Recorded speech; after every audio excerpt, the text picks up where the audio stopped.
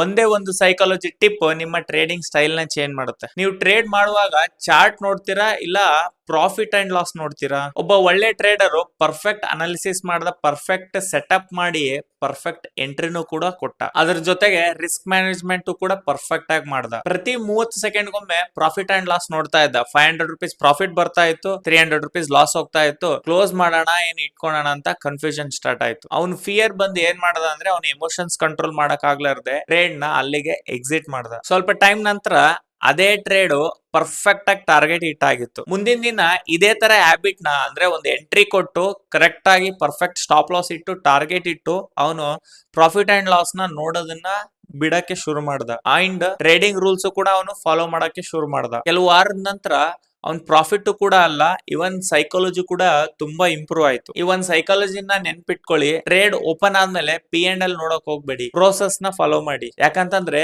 Emotions ನಾವು profit and loss ನೋಡಿದ್ರೆ ಬರುತ್ತೆ, ಕಾನ್ಫಿಡೆನ್ಸ್ ಪ್ರೋಸೆಸ್ ಫಾಲೋ ಮಾಡಿದ್ರೆ ತುಂಬಾ ಚೆನ್ನಾಗಿ ಬರುತ್ತೆ. ನೀವು ಪ್ರಾಫಿಟಬಲ್ ಆಗ್ಬೇಕು ಅಂತಂದ್ರೆ ಈ ಎಮೋಷನ್ಸ್ ನ ಕಂಟ್ರೋಲ್ ಮಾಡೋದು ಶುರು ಮಾಡ್ಬೇಕು. ಸ್ಟ್ರಾಟಜಿ ಅಲ್ಲ, ಸೈಕಾಲಜಿ ಮೇಲೆ ತುಂಬಾ ವರ್ಕ್ ಮಾಡ್ಬೇಕಾಗುತ್ತೆ.